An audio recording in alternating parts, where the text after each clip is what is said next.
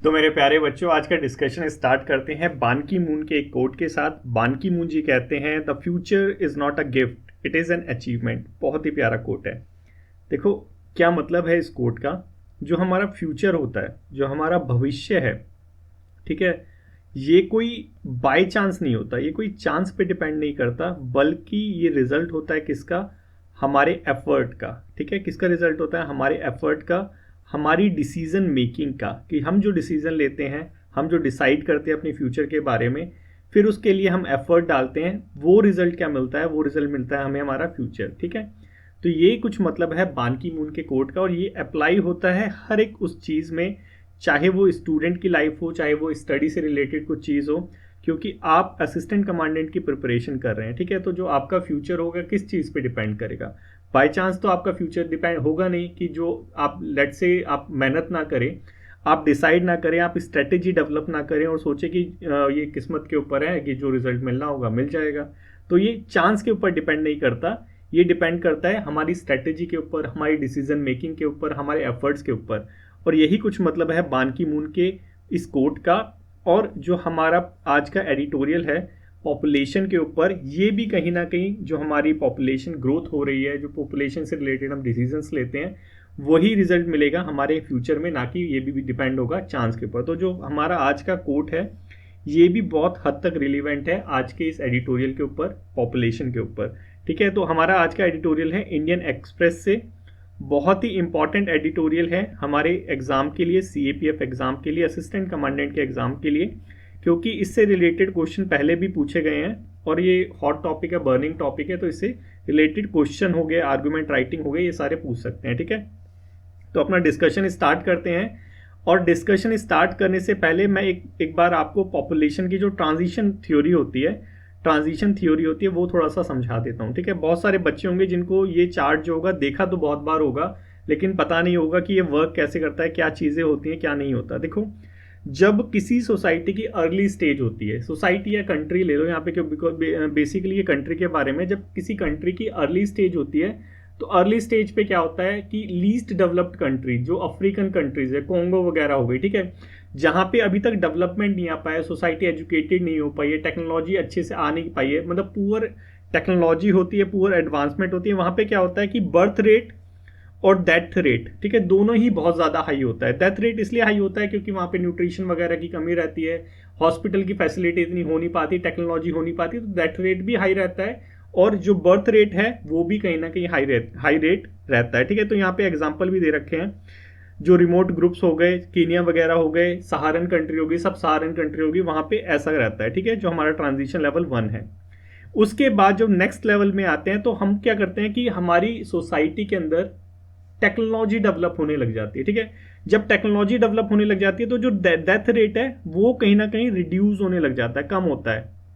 लेकिन जो हमारी आदत है ज़्यादा बच्चे पैदा करने की, बर्थ रेट की, वो धीरे धीरे धीरे धीरे कम होता है, टेक्नोलॉजी के साथ वो कम नहीं होता है। तो यहाँ पे हम क्या देखते हैं? पॉपुलेशन का बूम देखते हैं। जैसे आपको दिख रहा है, ये जो बूम है ये क्या है? पॉपुलेशन का बूम है। ठीक है, आप याद करो 1990 से पहले का टाइम, ठीक है, जो हमारे दादा वादा होते थे, दादा परदादा होते थे, उनके कितने बच्चे होते थे? 7 7 8 8 9 9 10 10 बच्चे होते थे। ठीक है, लेकिन आज के टाइम में इतने मिलते हैं? बहुत रेयर केसेस है, ऐसे बहुत रेयर केसेस है। अगर आप अपने बुजुर्गों से पूछोगे, आपके जो दादा वगैरह हैं या नाना नानी हैं, उनसे पूछोगे तो वो बताएंगे उस टाइम पे डेथ रेट बहुत ज़्यादा होती थी, जो बच्चे होते थे वो मर जाते थे, छोटी छोटी कोलेरा की बीमारी से मर जाते थे, चिकन पॉक्स से मर जाते थे, जो बीमारी अब बिल्कुल नेचुरल हो चुकी है, उस टाइम पे उससे डेथ होती थी। इसलिए उस टाइम पे बर्थ रेट भी ज़्यादा था, डेथ रेट भी ज़्यादा था। लेकिन हमारे यहाँ पे टेक्नोलॉजी आई, टेक्नोलॉजी से हमने बीमारियों पे तो कंट्रोल कर लिया, डेथ रेट तो रिड्यूस कर लिया, लेकिन बर्थ रेट अभी भी हाई है। तो यहाँ पे जो हमारी पॉपुलेशन है वो बूम होती है। ठीक है, तो ये इंडिया भी इसी स्टेज में आता है। फिर जब डेवलप्ड स्टेज आती है, लास्ट की जब स्टेज आती है, तो हमारी सोसाइटी एडवांस हो चुकी होती है, टेक्नोलॉजी तो होती है, हमारी सोसाइटी भी एडवांस हो जाती है, तो वो क्या करती है? बच्चे भी कम पैदा करती है। तो इस स्टेज में क्या होता है कि डेथ रेट जो होती है और बर्थ रेट होती है, बर्थ रेट नेगेटिव में जाता है, डेथ रेट ज़्यादा रहती है। तो यहाँ पे एजिंग की प्रॉब्लम देखने को मिलती है कि सोसाइटी में जो होते हैं वृद्ध लोग ज़्यादा हो जाते हैं और नई पॉपुलेशन आ नहीं पाती। तो कहीं ना कहीं यहाँ पे क्या होता है कि प्रॉब्लम देखने को मिलती है लेबर्स की, क्योंकि लेबर्स काम करने के लिए रहते नहीं, क्योंकि बच्चे ही नहीं है, बच्चे आएंगे तो वही तो लेबर फोर्सेज में आएंगे, और वृद्ध लोग होते हैं, उसका बर्डन इकोनॉमी पे ज़्यादा बढ़ता रहता है। तो ये जो स्टेज है, ये स्टेज होती है डेवलप्ड कंट्री की, ठीक है, डेवलप्ड कंट्री की स्टेज होती है, ठीक है। तो हमने समझा कि इसके ट्रांजिशन थ्योरी को, इसे ही कहते हैं ट्रांजिशन थ्योरी, ठीक है। इसका यूज़ क्या होता है, इसका यूज़ क्या होता है, इसका यूज़ अब एडिटोरियल में हम समझेंगे अच्छे से। देखो एडिटोरियल में डिस्कस क्या किया गया है, कि एडिटोरियल में डिस्कस किया है कि एक जो हमारे डेमोग्राफिक इंडिकेटर्स होते हैं, कौन कौन से होते हैं, टोटल फर्टिलिटी रेट, ठीक है, फर्टिलिटी रेट जैसे हमारा डेमोग्राफिक इंडिकेटर्स हैं, तो ये जो डेमोग्राफिक इंडिकेटर होते हैं ये तो बहुत स्लोली बढ़ते हैं, ठीक है। ये 10 साल में 20 साल में बढ़ गया ऐसा रेयरली होता है, या घट गया ऐसा रेयरली होता है, बहुत स्लोली स्लोली ये बढ़ते हैं या घटते हैं। लेकिन हमारे जो सोशो इकोनॉमिक इंडिकेटर्स होते हैं, जैसे हमारा इनकम लेवल हो गया, ठीक है, जैसे हमारा जीडीपी हो गया, ये तो बहुत फ्लक्चुएट करते हैं, इन्फ्लेशन हो गया, ये बहुत तेजी से फ्लक्चुएट करते हैं, ठीक है। एक ये चीज़ बताइए कि इन दोनों का जो मेल है बेसिकली नहीं है, हमारे डेमोग्राफिक बहुत स्लोली बढ़ते हैं, और जो हमारे सोशो इकोनॉमिक इंडिकेटर्स हैं बहुत रैपिडली बढ़ते हैं। और इंडिया के अंदर क्या हो रहा है, इंडिया के अंदर जो फर्टिलिटी रेट है अब वो डिक्लाइन कर रहा है, फर्टिलिटी रेट डिक्लाइन कर रहा है, मतलब कि यहाँ पे ये तो दिख रहा है तुम्हें, यहाँ पे ये डिक्लाइन हो रहा है, यही चीज़ यहाँ पे बोला है कि हमारे यहाँ फर्टिलिटी रेट डिक्लाइन कर रहा है। तो जिन मेरे बच्चों को नहीं पता कि टोटल फर्टिलिटी रेट क्या होता है, इसको पहले समझ लो कि जो एवरेज जो हमारा मॉडल होता है, जो हमारा मॉडल फर्टिलिटी रेट होता है वो होता है 2.1, मतलब कि एक जो औरत है, एक जो महिला है, एक महिला अपने जो उसका जो रिप्रोडक्टिव पीरियड होता है उसमें जो टोटल बच्चे पैदा करेगी वो 2.1 होने चाहिए, मतलब कि एवरेज है इसलिए एवरेज 2.1 है, ऐसा नहीं कि 2 बच्चे और फिर 1.1 कर रही है, मतलब 2 बच्चे, दो हम दो हमारे दो, वो वाला एक जो होता है एक वो होता है आइडल मॉडल होता है, ठीक है, उसमें टोटल फर्टिलिटी रेट हमारा आइडल क्या है 2.1 है, ठीक है। लेकिन इंडिया के अंदर कह रहे हैं कि इंडिया के अंदर जो हमारा टोटल फर्टिलिटी रेट है वो अब डिक्लाइन हो रहा है धीरे धीरे, ठीक है। मतलब क्या है कि हमारी जो पॉपुलेशन है वो अब कम बच्चे पैदा कर रही है, ठीक है, इसलिए हमारा टोटल फर्टिलिटी रेट डिक्लाइन हो रहा है। और इस फर्टिलिटी रेट के डिक्लाइन होने की वजह से हमने अभी समझा कि लेबर शॉर्टेज वगैरह आती है, रीजनल इम्बैलेंस की जो प्रॉब्लम है ये कहीं ना कहीं चिंता का विषय बन चुकी है आजकल के टाइम पे इंडिया के अंदर स्पेशली। तो जो हमारे एक आरएसएस के जो बहुत फेमस लीडर हैं मोहन भागवत जी, इन्होंने एडवोकेट करा है कि हमें फर्टिलिटी को बढ़ाना चाहिए, मतलब कि हमारी इंडिया के अंदर ज़्यादा बच्चे पैदा करने के लिए ये कहीं ना कहीं प्रोत्साहन दे रहे हैं कि हमारी इंडिया के अंदर टोटल फर्टिलिटी रेट है वो 2.1 से नीचे जा रहा है, इसको कहीं ना कहीं हमें बढ़ाना चाहिए, हमें ऐसी स्कीम्स लानी चाहिए जिससे जो पॉपुलेशन है हमारी वो ज़्यादा बच्चे पैदा करें, ठीक है। तो यहाँ पे बेसिकली बताया गया, देखो अगर ऐसा होगा तो क्या होगा, हमारी इंडिया की हमें टोपोग्राफी जो हमारी पॉपुलेशन का जो डिस्पर्शन है, जो उसका पॉपुलेशन का जो विस्तार है वो समझना पड़ेगा। हमारी जो पॉपुलेशन है वो ऐसा नहीं है कि हर एक हमारी जो स्टेट है, हर एक स्टेट में जो टोटल फर्टिलिटी रेट है वो डिक्लाइन हो रहा है, ऐसा नहीं है, ठीक है। जो हमारे यहाँ पे पढ़े लिखे स्टेट हैं, जैसे साउथर्न स्टेट हो गए, ठीक है, यहाँ पे जैसे यहाँ पे बताया गया केरला हो गया, कर्नाटका हो गया, तमिलनाडु हो गया, तो ये जो साउथर्न स्टेट है यहाँ पे क्या हो रहा है कि जो टोटल फर्टिलिटी रेट है वो डिक्लाइन हो रहा है, क्योंकि यहाँ की जो पॉपुलेशन है वो क्या हो रही है, वो एडवांस हो रही है। और जैसे जैसे हमने हमारी ट्रांजिशन थ्योरी में समझा था कि जैसे जैसे पॉपुलेशन एडवांस होगी वैसे वैसे क्या होगा कि वो बच्चे कम पैदा करेगी, तो वही चीज़ें हमें साउथर्न इंडिया में देखने को मिल रही है कि वहाँ पे जो टोटल फर्टिलिटी रेट है वो डिक्लाइन हो रहा है। हमने इसे प्रीवियस एडिटोरियल्स में भी डिस्कस करा था, आपको याद होगा तो, ठीक है। अब यहाँ पे ऐसा नहीं है ना कि पूरे ऑल ओवर इंडिया में ये चीज़ हो रही है, लेकिन अभी भी स्टेट हैं जैसे हो गया यूपी हो गया, बिहार हो गया, जहाँ पे लिटरेसी रेट कम है, वहाँ पे जो टोटल फर्टिलिटी रेट है वो तो 2.1 से बहुत ज़्यादा है, ठीक है, 2.1 से बहुत ज़्यादा है यहाँ पे। तो एडिटोरियल में बताया गया है क्या कि अगर पॉलिटिकली अगर जैसे यहाँ पे मोहन भागवत जी एडवोकेट कर रहे हैं कि हायर फर्टिलिटी रेट लाना चाहिए, क्योंकि इंडिया ऐसा हो सकता है कि आगे चल के जैसे डेवलप्ड कंट्री आए, जैसे यूएसए हो गया, यूरोपियन कंट्रीज हो गई, वो क्या फेस कर रही है, वो लेबर प्रॉब्लम फेस कर रही है। क्यों? क्योंकि वहाँ की जो पॉपुलेशन है वो बच्चे ही पैदा नहीं कर रही। नीदरलैंड वगैरह हो गया, वहाँ पे इंसेंटिव्स देते हैं बच्चे पैदा करने के लिए, क्योंकि बच्चे पैदा होंगे तो वो लेबर फोर्स में आएंगे, काम करेंगे तो इकोनॉमी ग्रो होगी। तो वहाँ पे क्या हो रहा है, फर्टिलिटी रेट को बढ़ावा दिया जा रहा है, तो लेकिन फिर भी वहाँ पे टोटल फर्टिलिटी रेट कम है और प्रॉब्लम आ रही है, लेबर शॉर्टेज हो रही है, बाहर से माइग्रेट करने पड़ रहे हैं लोग। दूसरी कंट्रियों से। इसीलिए तो आपको आप इस टाइम में देखेंगे कि बहुत सारे इंडियंस जो है बाहर विदेशों में काम करने जा रहे हैं। क्यों? क्योंकि डिमांड है वहाँ पे, क्योंकि वहाँ की खुद की जो पॉपुलेशन है वो कम पड़ रही है। ठीक है, तो यहाँ पे बताया गया कि इंडिया की ऐसी सिचुएशन नहीं है। इंडिया की ऐसी सिचुएशन नहीं है क्योंकि हमारी इंडिया के अंदर ही हमें दो तरह के डिवीजन देखने को मिल रहे हैं टोटल फर्टिलिटी रेट के ऊपर, एक साउथर्न इंडिया और हमारा रेस्ट ऑफ द इंडिया। कि एक जो पढ़ा लिखा इंडिया है वहाँ पे टोटल फर्टिलिटी रेट कम हो रहा है, और जो हमारा जहाँ पे एजुकेशन लेवल, लिटरेसी लेवल कम है, वहाँ पे जो टोटल फर्टिलिटी रेट है वो ज़्यादा हो रहा है। तो यहाँ पे बताया अगर पॉलिटिकली मोटिवेट करेंगे तो भी ऐसा नहीं होगा कि जो लिटरेसी रेट जहाँ पे ज़्यादा है, साउथर्न इंडिया की यहाँ पे एग्जाम्पल लिया गया है, वहाँ पे वो जो लोग हैं वो बच्चे पैदा करने लग जाएंगे। ऐसा नहीं होगा, वो टोटल फर्टिलिटी रेट उनका कम है तो वो कम ही रहेगा, वो नहीं करेंगे।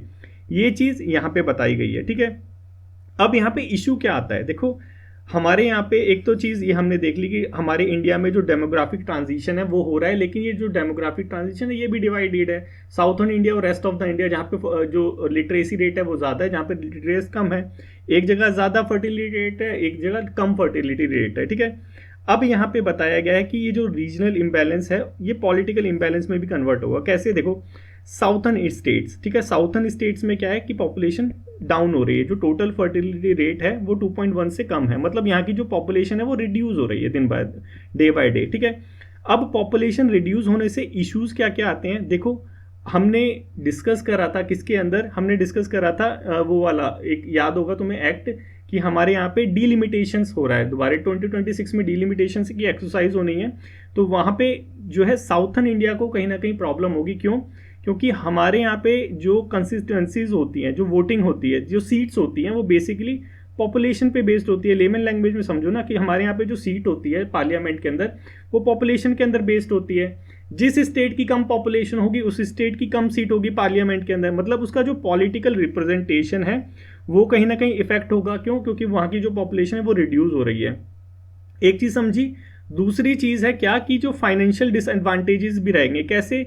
कि जो हमारा फाइनेंस कमीशन है वो पॉपुलेशन के बेस्ड पे तो जो बंटवारा करता है पैसों का, पॉपुलेशन के बेस पे ही तो करता है। अब देखो कि जिस स्टेट में कम पॉपुलेशन, जैसे साउथर्न इंडिया हो गया, ठीक है, साउथर्न इंडिया क्या कर रहा है, पॉपुलेशन रिड्यूस कर रहा है, पॉपुलेशन को कंट्रोल कर रहा है, स्टेबल कर रहा है उसको।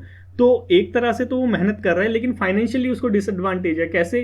कि फाइनेंस कमीशन कहता है कि पॉपुलेशन के आधार पे हम डिवीजन करेंगे, जो वर्टिकल डिस्ट्रीब्यूशन होता है, वर्टिकल और हॉरिजॉन्टल डिस्ट्रीब्यूशन होता है पैसों का। हमने एडिटोरियल में डिस्कस करा हुआ है, एक बार प्रीवियस एडिटोरियल देख लेना, कि जो वर्टिकल और हॉरिजॉन्टल डिस्ट्रीब्यूशन होता है उसमें एक फैक्टर होता है पॉपुलेशन की। जिस स्टेट की ज़्यादा पॉपुलेशन उस स्टेट को ज़्यादा फंड मिलेगा, मिलना भी चाहिए, क्योंकि हमारी तो इंडिया तो एक है ना, तो वहाँ पे ज़्यादा फंड देंगे तो पॉपुलेशन जो हमारी जनता है उनको ही तो पैसा मिलेगा।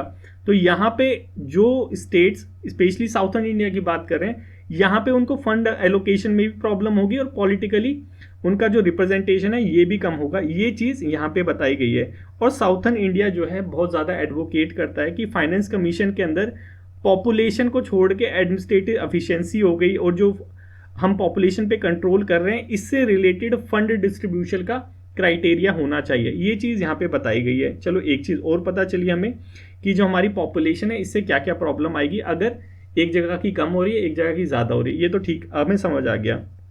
यहाँ पे एडिटोरियल के अंदर सॉल्यूशंस बताए गए हैं। देखो हमारे पॉलिटिकल जो लीडर्स हैं, मोहन भागवत जी, उन्होंने बोला कि पॉपुलेशन बढ़ानी चाहिए, लेकिन यहाँ पे होगा क्या अगर ऐसा हो गया।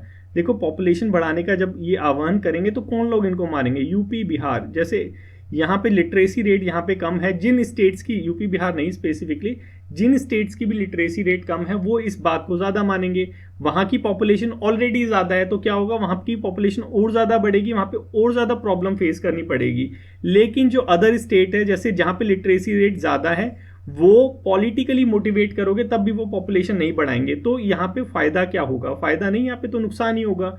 सबको दिख रहा है कि यहाँ पे क्या होगा कि जिन स्टेट में ऑलरेडी ज़्यादा पॉपुलेशन है वहीं पे और ज़्यादा पॉपुलेशन आएगी। ये चीज़ एडिटोरियल में भी डिस्कस की गई है और ये चीज़ हमें भी समझ आती है। ठीक है, ये आपको भी समझ आ गई होगी।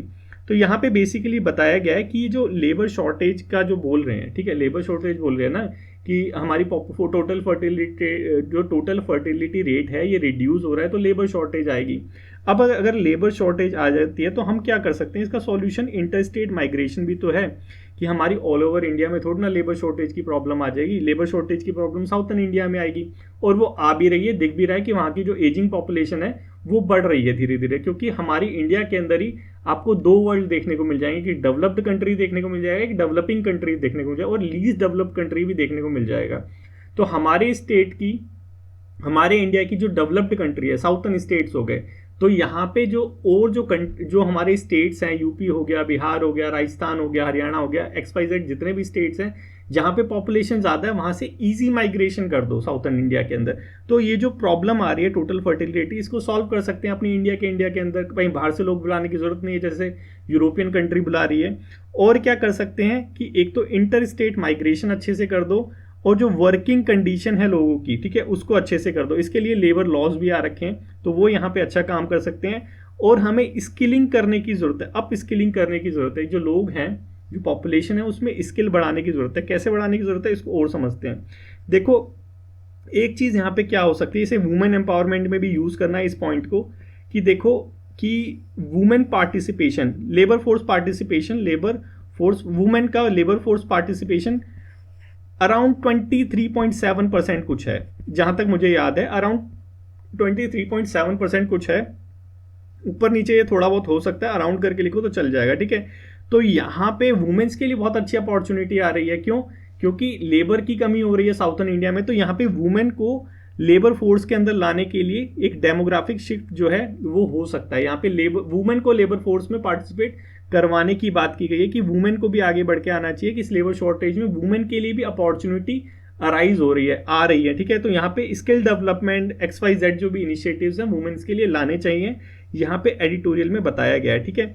और क्या चीज बताई गई, जितने भी इनफॉर्मल और अंडर एम्प्लॉयड जो वर्कर्स हैं, ठीक है, उनको टारगेट हमें बेसिकली करना चाहिए। कि वर्कफोर्स में क्या है कि कुछ लोगों ने, लेट्स से एग्जांपल ले लो कि कुछ लोगों ने बीटेक कर रखी है, ठीक है, बीटेक करने के बाद कांस्टेबल की जॉब कर रहे हैं, तो ये क्या है, ये अंडर एम्प्लॉयड है, ठीक है, ये क्या अंडर एम्प्लॉयड है, तो उनको अप स्किलिंग करने की जरूरत है। ये तो एग्जांपल है जस्ट तुम्हें समझाने के लिए, क्योंकि तुम फोर्स वाले हो तो फोर्स की भाषा ज़्यादा समझोगे, ठीक है। तो जो लोग अंडर एम्प्लॉयड हैं, ठीक है, जिनमें कैपेबिलिटी ज़्यादा है लेकिन वो काम छोटा मोटा कर रहे हैं, तो उनके लिए यहाँ पे हमें एक ऐसा टारगेटेड इंटरवेंशन लाना चाहिए कि उन लोगों की अप स्किलिंग करके उनको वहाँ पे माइग्रेट किया जाए, ताकि जो लेबर शॉर्टेज आ रही है वो हम उसको एड्रेस कर सकें, ठीक है।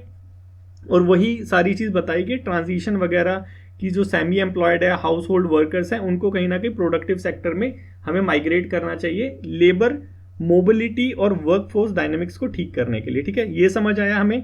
अब एक प्रॉब्लम आ रही है एल्डरली वाली, ठीक है, कि जो हमारी वृद्ध जनसंख्या है, स्पेशली साउथर्न इंडिया की मैं बात कर रहा हूँ, क्योंकि वहीं ये प्रॉब्लम आ रही है, क्योंकि वहाँ पे टोटल फर्टिलिटी रेट है जो रिड्यूस हो रहा है। जहाँ पे टोटल फर्टिलिटी रेट जो होगा, जन्म दर, बेसिकली जन्म दर बोलते हैं, टोटल फर्टिलिटी मतलब जन्म दर जहाँ पे कम होगा, वहाँ पे वृद्ध जनसंख्या ऑटोमेटिकली बढ़ेगी, क्योंकि नई जो पॉपुलेशन है, नई जो जनसंख्या है वो आ नहीं रही है, जो ऑलरेडी वहाँ की जनसंख्या है वो बूढ़ी हो रही है। तो यहाँ पे क्या होगा कि जो वृद्ध संख्या है वो बढ़ेगी। और ये होता कहाँ है, डेवलप्ड कंट्रियों में ऐसे होता है, जहाँ पे लिटरेसी रेट ज़्यादा होता है, जहाँ पे एडवांसमेंट ज़्यादा होती है, जहाँ पे पैसा ज़्यादा होता है, वहाँ पे ये सारी चीज़ें होती है, ठीक है।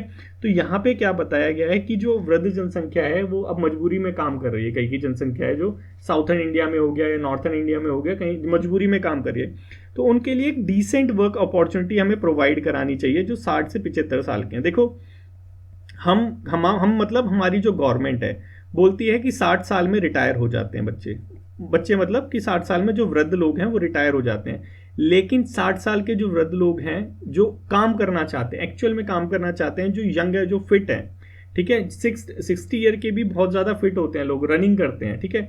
तो ये जो फिट लोग हैं, इनके पास एक्सपीरियंस भी है, इनके पास स्किल्स भी हैं, तो इनके स्किल्स और एक्सपीरियंस को हम यूज़ क्यों ना करें एक डिसेंट वर्क अपॉर्चुनिटी इनको प्रोवाइड करा के, क्योंकि ये भी तो इकोनॉमी में कंट्रीब्यूशन कर सकते हैं और करना भी चाहते हैं। तो वही बात यहाँ पे बताई गई है। और इसके साथ साथ देखो, हमें हेल्थ केयर को इम्प्रूव करना चाहिए, ओल्ड एज होम जो है वो प्रोवाइड कराने चाहिए, family link financial support provide कराना चाहिए, जैसे श्रम योग मानधन योजना, ये वृद्ध लोगों के लिए पेंशन स्कीम थी बेसिकली। तो ऐसे इनिशिएटिव हमें लाने चाहिए जो हमारी एल्डरली पॉपुलेशन हो रही है। मतलब क्या है कि हमें ऑल राउंड देखना पड़ेगा कि माइग्रेशन भी करवाना है, अप स्किलिंग भी करनी है, जो वृद्ध लोग हैं उनको डिसेंट वर्क भी प्रोवाइड कराना है, और जो नहीं करना चाहते उनको फैसिलिटी भी प्रोवाइड करानी है। मतलब हमें पॉपुलेशन का ऑलराउंडर जो है ध्यान रखना पड़ेगा, ठीक है। उसके बाद यहाँ पे पॉलिसी रिकमेंडेशन सजेस्ट की गई है। क्या क्या सजेस्ट किया गया है कि देखो, ये जो फर्टिलिटी रेट इंक्रीज करने की बात कर रहे हैं, जैसे हमारे मोहन भागवत जी ने बोला कि फर्टिलिटी रेट जो है, लोगों को बच्चे ज़्यादा पैदा करने चाहिए, तो ये जो जन्म दर बढ़ाने की बात कर रहे हैं, ये इसका जो इम्पैक्ट होगा कहीं ना कहीं ये अच्छा नहीं होगा।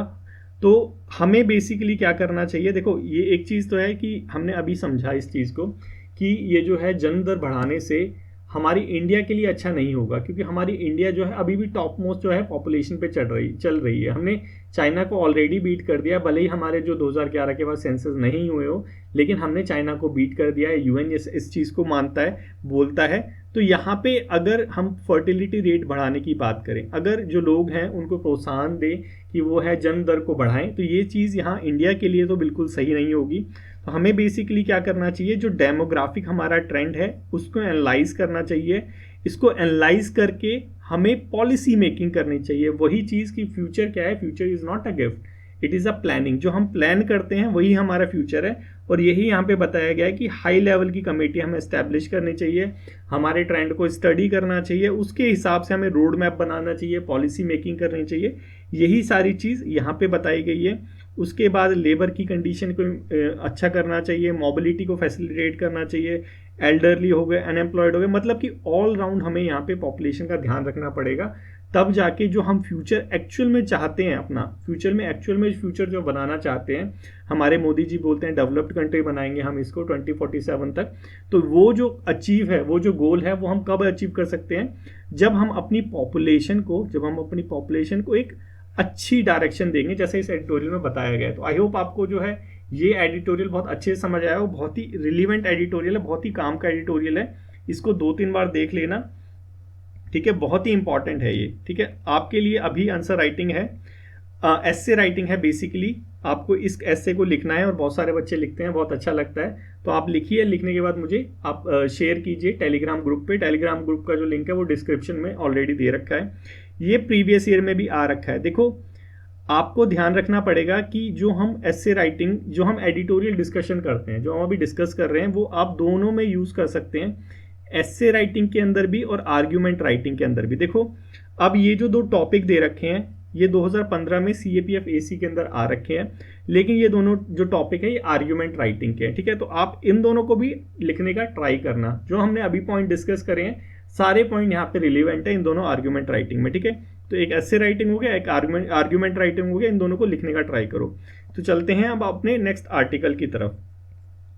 नेक्स्ट आर्टिकल है हमारा प्रेसिडेंट इम्पीचमेंट से रिलेटेड। ठीक है, देखो बहुत इंपॉर्टेंट सजेशन है, बहुत ध्यान से सुनना बच्चों, कि जो प्रेसिडेंट का जो आपको चैप्टर दे रखा है, ठीक है, लक्ष्मीकांत के अंदर जो प्रेसिडेंट का चैप्टर दे रखा है उसको रट जाओ। ठीक है, क्योंकि प्रेसिडेंट बहुत हो गया सुनते हुए, क्योंकि बहुत ज़्यादा प्रेसिडेंट की जो न्यूज़ है बहुत न्यूज़पेपर के अंदर आती है। तो यहाँ से क्वेश्चन आना 100% है, 100% है कि इस टॉपिक से क्वेश्चन आएगा ही आएगा। तो जब आपको ऑलरेडी पता है कि किस टॉपिक से क्वेश्चन आएगा, तो क्यों उसको तुम छोड़ दोगे कि लक के ऊपर। Future is not about the luck ना, जो अभी हमने इसमें देखा एडिटोरियल में कोड जो देखा वो क्या था, फ्यूचर तो प्लानिंग है। तो प्लानिंग करो, देखो अब न्यूज़ में आ रहा है तो इसको रिवाइज करो। ठीक है, तो अब मैं यहाँ पे लेके आया हूँ आपके पास, आपके लिए इम्पीचमेंट से रिलेटेड, क्योंकि इम्पीचमेंट से रिलेटेड न्यूज़ थी। कल भी हमने प्रेसिडेंट से रिलेटेड डिस्कस किया था, तो आज हम इम्पीचमेंट का डिस्कस करते हैं। साउथ कोरिया में बेसिकली मोशन चल रहा है इम्पीचमेंट का, एक प्रेसिडेंट के, वहाँ के प्रेसिडेंट के ऊपर। ठीक है, बस ये न्यूज़ है। न्यूज़ हमारे लिए इतनी ज़्यादा रिलेवेंट नहीं है, इतनी ज़्यादा इंपॉर्टेंट नहीं है। जो इसके पीछे का जो कॉन्सेप्ट है, वो हमारी इंडिया के अंदर क्या होता है इम्पीचमेंट का, ये हमारे लिए इंपॉर्टेंट है।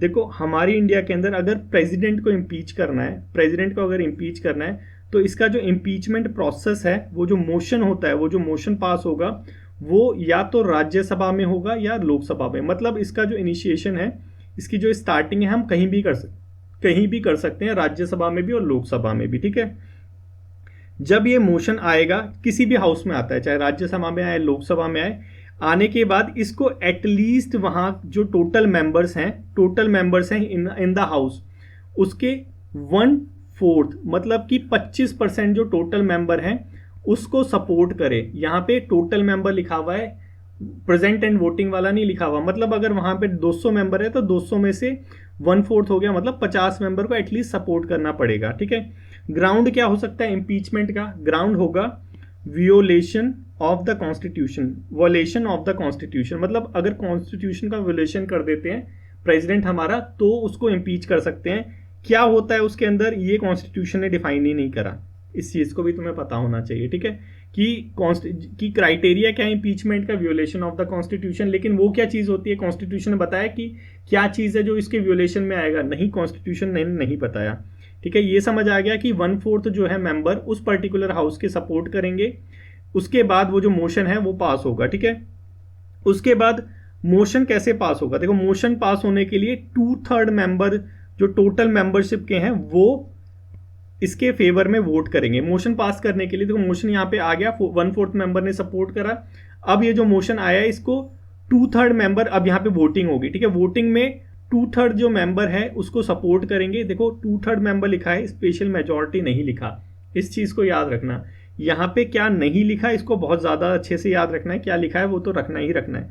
2/3 मेंबर जो टोटल मेंबर होंगे उसके 2/3 मेंबर इसको सपोर्ट करेंगे। वोटिंग वगैरह होगी, वोटिंग में 2/3 मेंबर इसके फेवर में अगर वोट करते हैं तो ये जो मोशन है ये पास हो जाएगा, ठीक है। ये यहाँ पे एक हाउस में पास हो गया, लेट से लोकसभा से ये बिल चला, ये मोशन चला था, लोकसभा में इम्पीचमेंट चला प्रोसेस, इम्पीचमेंट प्रोसेस जब स्टार्ट हुआ तो 1/4 को सपोर्ट करना पड़ता है मोशन को वो एक्सेप्ट करवाने के लिए, एक्सेप्ट हुआ। अब इसके बाद इसमें वोटिंग होगी, वोटिंग में 2/3 मेंबर ने यहाँ पे सपोर्ट करा, तो यहाँ पे तो ये मोशन पास हो गया। अब ये जाएगा दूसरे हाउस के अंदर, और दूसरे हाउस में भी सेम चीज होगी, लोकसभा में पास हुआ था तो राज्यसभा में जाएगा, राज्यसभा में पास हुआ तो लोकसभा में आएगा, ठीक है। अब जो सेकंड जो हाउस में जाएगा यहाँ पे डिबेट वगैरह फिर होगी, और 2/3 मेंबर सेम वही जो टोटल मेंबर है सेकंड हाउस के वो इसको पास करेंगे। 2/3 मेंबर बोला है, स्पेशल मेजोरिटी नहीं बोला, इस चीज को याद रखना, ठीक है। अब यहाँ पे ऐसा नहीं है कि जो हमारा प्रेसिडेंट है उसके खिलाफ इम्पीचमेंट मोशन चल रहा है और दोनों हाउस में ये मोशन जो है इसके लिए वोटिंग हो रही है पास होने के लिए, 2/3 मेंबर टोटल हाउस के कर रहे हैं, और प्रेसिडेंट को अपॉर्चुनिटी नहीं प्रोवाइड कराई जाएगी भैया अपने फेवर में कुछ कहे, तो यहाँ पे प्रेसिडेंट को भी अपॉर्चुनिटी प्रोवाइड कराई जाएगी, चाहे तो लिखित में दे दे चाहे इन पर्सन दे दे, ठीक है। अब इसके बाद क्या होगा, अगर जो दोनों हाउस है उन्होंने पास कर दिया इम्पीचमेंट मोशन तो प्रेसिडेंट जो होगा वो अपने घर जाएगा, टाटा बाय बाय, रिमूव हो जाएगा, ठीक है, इतना याद रखना। अब एक सवाल आता है कि जो प्रेसिडेंट है क्या वो अपील कर सकता है अगर मोशन पास हो गया तो पार्लियामेंट के अंदर, तो जवाब है नहीं कर सकता, ना तो इसकी अपील होगी ना इसका रिव्यू होगा, ये जो डिसीजन है ये फाइनल है, ठीक है, इतना समझ आया। अब एक चीज और समझ लो कि आज तक सिर्फ एक जो प्रेसिडेंट था उसके खिलाफ इंपीचमेंट मोशन चला था लेकिन फाइनली पास नहीं हो पाया, तो आप कह सकते हैं कि कोई भी प्रेसिडेंट नहीं है जिसको आज तक पार्लियामेंट के अंदर इम्पीच किया गया हो। इस स्टेटमेंट को एकदम याद रख लेना, ठीक है। अब आपके लिए एक प्रैक्टिस क्वेश्चन है, ये है क्वेश्चन नंबर 1, इसको आंसर करो कमेंट बॉक्स के अंदर कि इसका क्या आंसर है। इसको थोड़ा सा एनालाइज करना सीखो, एनालाइज करने के बाद कमेंट करो।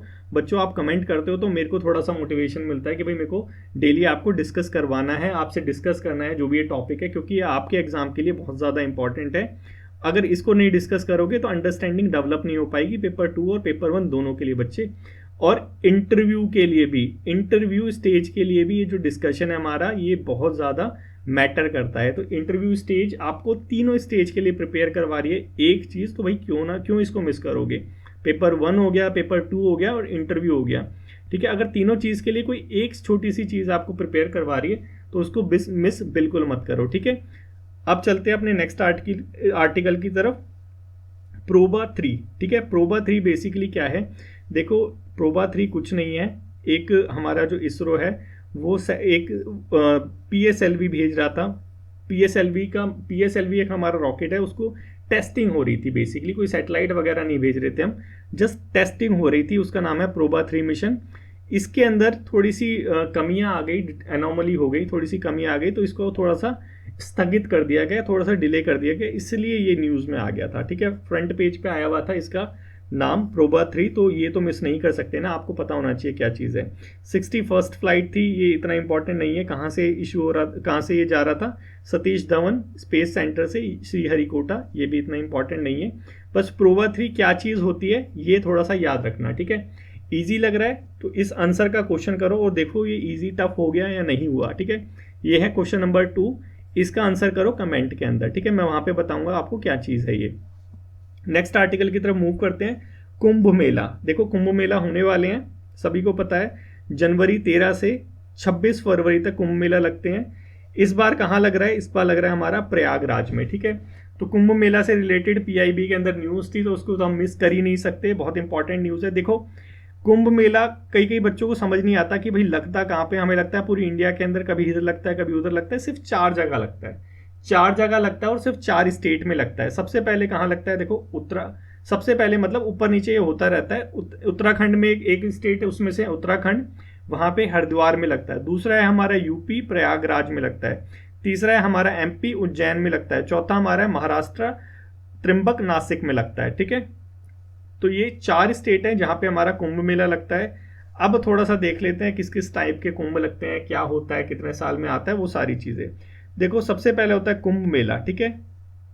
रेगुलर फेस्टिवल है, हर 12 साल में आता है, चारों लोकेशन पे आता है ये कुंभ मेला। जो कुंभ मेला लगता है वो चारों लोकेशन पे 12 साल के अंतराल पे लगता रहता है, ठीक है। एक आता है महाकुंभ, एक तो हो गया हमारा कुंभ मेला, एक हो गया महाकुंभ। जो ये महाकुंभ होता है ये सबसे बड़ा कुंभ होता है और ये हर 12 साल में कहाँ लगता है? प्रयागराज में। मतलब हर 12 साल मतलब एक बार लगता है 12 साल में, प्रयागराज में लगता है। लेकिन महाकुंभ कहाँ लगता है? सिर्फ प्रयागराज में लगता है, ये यहाँ पे बताया गया है, ठीक है। अर्ध कुंभ जो हो गया 6 साल में लगता है, प्रयागराज में ही लगता है। आधा कुंभ जिसे कहते हैं हाफ कुंभ। एक होता है पूर्णा कुंभ, पूर्णा कुंभ मेला कहाँ लगता है? वो भी 12 साल की कंप्लीट साइकिल कंप्लीट करने के बाद लगता है और वो भी शिफ्ट होता रहता है, जैसे हमारा कुंभ मेला था, ठीक है। तो महाकुंभ कहाँ लगता है? नासिक में लगता है, नासिक नहीं, प्रयागराज में लगता है, इसको थोड़ा सा याद रखना, ठीक है, भूलना मत। महाकुंभ कहाँ लगता है? प्रयाग में, एमपी, ऐसे तो गलती हो जाएगी। देखो महाकुंभ जो है कहाँ लगता है? प्रयागराज में, बस ऐसे याद रखना, ठीक है। लोकेशन हरिद्वार हो गया, हरिद्वार किसके तट पे? गंगा के तट पर। प्रयागराज किसके तट पे? गंगा, यमुना और सरस्वती के तट पे। उज्जैन पे किसके तट पे लगता है? शिप्रा नदी के तट पे। नासिक पे किस पे नदी के तट पे? गोदावरी नदी के तट पे। तो बच्चे इसे थोड़ा सा याद रख लेना कि कौन सी नदी के तट पे कौन सा कुंभ मेला लगता है, कौन से कहाँ पे लगता है, ठीक है। मतलब कौन से स्टेट में कौन सी नदी के किनारे लगता है। रिचुअल क्या क्या होता है? शाही स्नान होता है, होली प्रेयर वगैरह, रिलीजियस प्रोसेशन, ये सारी चीज़ें होती हैं।